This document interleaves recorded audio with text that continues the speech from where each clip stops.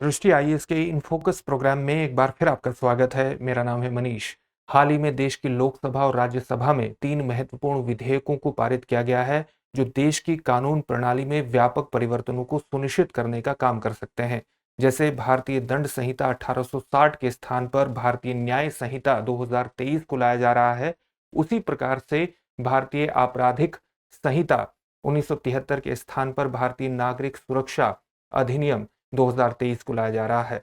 इसी तरह से भारतीय साक्ष्य अधिनियम 1872 को भी प्रतिस्थापित करने के लिए एक नया विधेयक लाया गया है और ये विधेयक भारतीय कानून प्रणाली में व्यापक परिवर्तनों को सुनिश्चित करते हैं।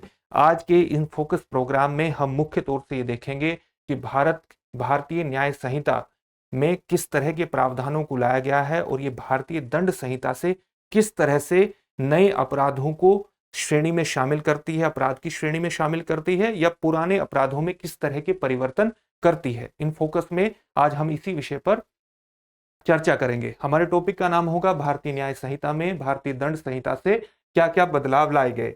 सबसे पहले देखते हैं कि इस टॉपिक के अंतर्गत हमारी चर्चा के क्या पक्ष होंगे।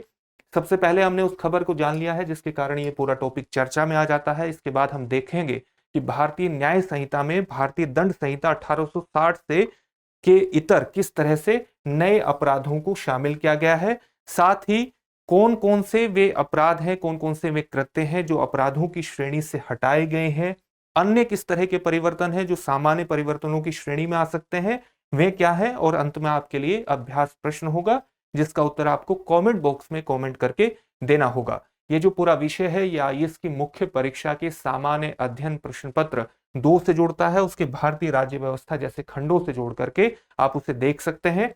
साथ ही आप में से कई छात्रों की लगातार डिमांड रही है कि जो भी प्रोग्राम होता है इनफोकस का, हमें उसका पीडीएफ फाइल उपलब्ध कराया जाए। तो नियमित तौर से आपको इनफोकस दृष्टि आईएएस के टेलीग्राम चैनल पर पीडीएफ फाइल उपलब्ध कराई जा रही है। वहां से आप उस फाइल को डाउनलोड कर सकते हैं और अपनी तैयारी को लगातार अपडेट रख सकते हैं।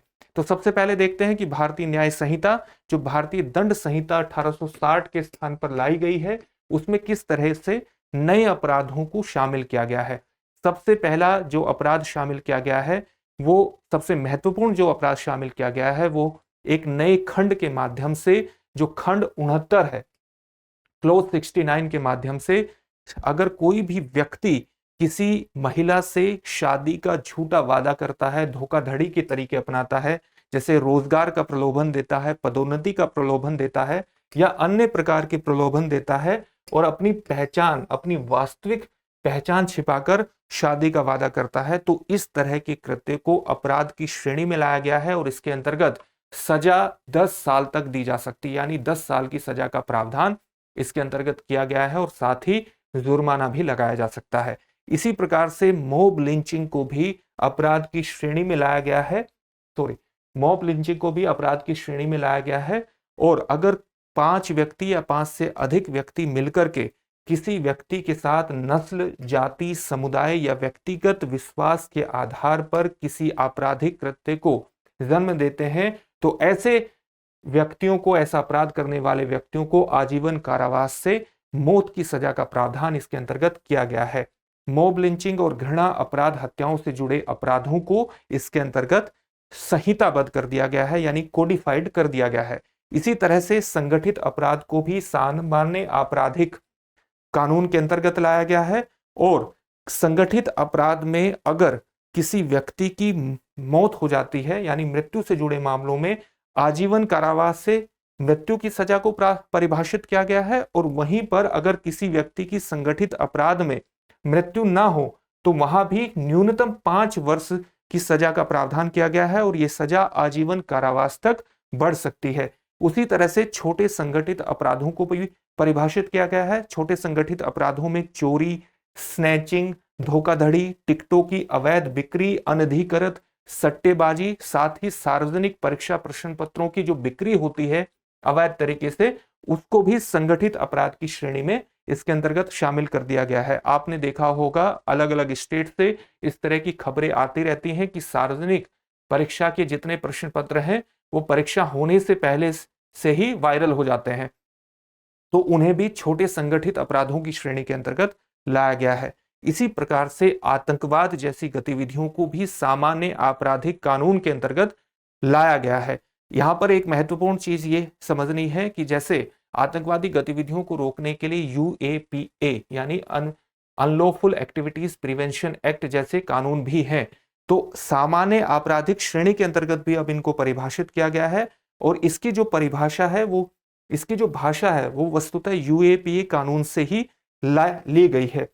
साथ ही इसमें कुछ एक्सपर्ट्स का ये मानना है कि जो आतंकवाद को कोडिफाई किया गया है ये वस्तुतः फिलीपींस के आतंकवाद विरोधी अधिनियम 2020 से प्रभावित है और उसी से इसको एक तरह से आयात किया गया है। उसी को ध्यान में रखते हुए उसका अध्ययन करके इसको भारतीय न्याय संहिता में शामिल किया गया है। साथ ही आतंकी वित्त पोषण से जुड़े अपराधों को भी व्यापक बनाया गया है ताकि कोई भी गतिविधि जो आतंकवाद से संबंधित है और उसका जो वित्त पोषण है, किसी भी ऐसी गतिविधियों को अंजाम तक पहुंचाने के लिए वित्त की आवश्यकता पड़ती है, तो इस वित्त पोषण को भी आतंकवादी गतिविधियों के अंतर्गत परिभाषित किया गया है व्यापक तरीके से। इसी तरह से आत्महत्या का प्रयास करने वालों को भी अपराध की श्रेणी में लाया गया है। अगर किसी भी सार्वजनिक अधिकारी को उसके कर्तव्यों के निर्वहन से रोकने या उस कर्तव्यों के निर्वहन के लिए मजबूर करने के लिए कोई व्यक्ति आत्महत्या की धमकी देता है तो उस व्यक्ति को 1 वर्ष की सजा का प्रावधान जैसे मुद्दे इसके अंतर्गत परिभाषित किया गया है। तो ये कुछ नए अपराध हैं, कुछ नए अपराधों की श्रेणी है जो भारतीय न्याय संहिता में लाई गई है। अब हम ये देखते हैं मुख्य तौर पर कि किन अपराधों को, किन कृत्यों को अपराध की श्रेणी से भारतीय न्याय संहिता में हटाया गया है। जैसे भारतीय दंड संहिता 1860 की धारा 377 जो समलैंगिकता को अपराध के रूप में घोषित करती है। हालांकि वर्ष 2018 में सुप्रीम कोर्ट ने समलैंगिकता को यानी सहमति से समलैंगिकता के व्यवहार को अपराध की श्रेणी से बाहर कर दिया था, लेकिन अब सेक्शन 377 को पूरी तरह से हटा दिया गया है।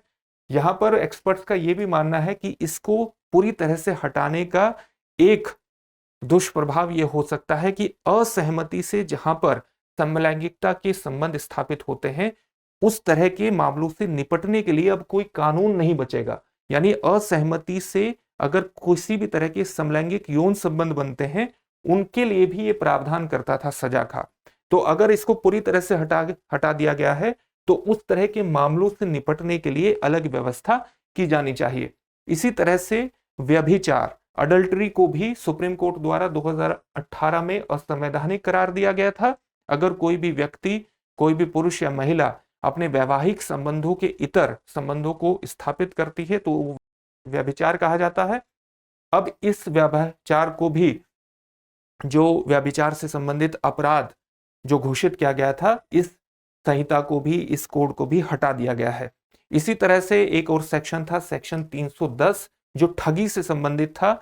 इस पे भारतीय एक्सपर्ट्स का लगातार ये मानना था कि ये औपनिवेशिक मानसिकता को अभिव्यक्त करता है जिसके अंतर्गत कुछ जनजातियों के लिए पहले से ही आपराधिकता का निर्धारण कर दिया जाता है, इसलिए इसको हटाने की बेहद जरूरी आवश्यकता थी और इस सेक्शन को 310 को भी, 310 को भी हटा दिया गया है। कुछ सेक्शंस में लैंगिक तटस्थता को अपनाया गया है यानी जेंडर न्यूट्रलिटी को अपनाया गया है। कहां पर? जैसे सेक्शन 366A के अंतर्गत अगर अवैध संभोग के लिए किसी लड़की की खरीद फरोख्त होती है तो उसको अपराध की श्रेणी के अंतर्गत माना जाता है। लेकिन यहां पर अब जेंडर न्यूट्रलिटी को भी शामिल कर दिया गया है, यानी चाहे लड़की हो चाहे लड़का, अगर अवैध संभोग के लिए उसकी खरीद फरोख्त की जाती है तो वो अपराध की श्रेणी में ही आएगा। इसी तरह से सेक्शन 361 के अंतर्गत नाबालिगों के अपहरण से संबंधित अपराध के लिए अलग अलग आयु निर्धारित की गई थी। जैसे किसी लड़के के लिए ये आयु 16 वर्ष थी और किसी महिला के लिए, किसी लड़की के लिए इस आयु को 18 वर्ष निर्धारित किया गया था। अब ये पैरिटी स्थापित की गई है, दोनों में समान आयु 18 वर्ष कर दी गई है। अब हम देखते हैं कि कुछ अन्य परिवर्तन किए गए हैं। थोड़े छोटे छोटे परिवर्तन किस प्रकार के हैं। जैसे सेक्शन 153B में एक प्रावधान किया गया है। ये सेक्शन वस्तुतः समुदायों के बीच घृणा या दुर्भावना को फैलाने से संबंधित गतिविधियों को अपराध की श्रेणी के अंतर्गत लाता है। अब इसमें झूठी और भ्रामक जानकारी प्रकाशित करने का को भी अपराध घोषित कर दिया गया है। आप जानते हैं कि पिछले कुछ समय से लगातार झूठी और भ्रामक जानकारियों का जो फैलाव है वो बेहद ज्यादा बढ़ चुका है, तो इसको भी अपराध की श्रेणी के अंतर्गत ले आया गया है।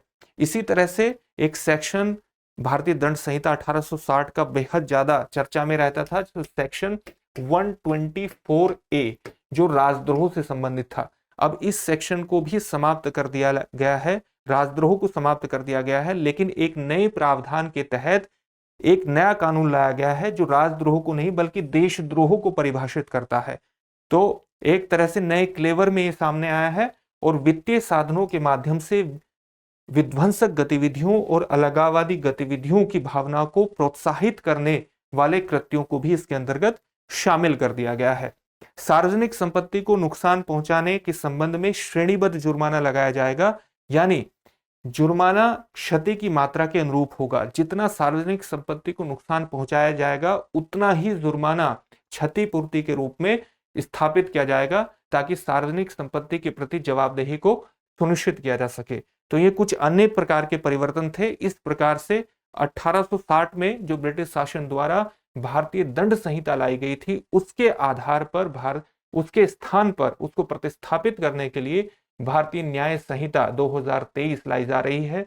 राष्ट्रपति द्वारा हस्ताक्षर होते ही ये कानून में परिवर्तित हो जाएगी और भारत सरकार का ये मानना है कि भारतीय कानून प्रणाली में व्यापक परिवर्तनों को सुनिश्चित करेगी। अंत में इससे संबंधित एक प्रश्न देख लेते हैं। प्रश्न क्या है? भारतीय दंड संहिता को ब्रिटिश शासन द्वारा किस वर्ष लाया गया था? आपके ऑप्शंस हैं 1860, 1872, 1973 और उपर्युक्त में से कोई नहीं। इस प्रश्न का उत्तर आप हमें कमेंट बॉक्स में कमेंट करके जरूर दीजिए। फिर से एक नए सेशन में आपसे मुलाकात होगी। धन्यवाद।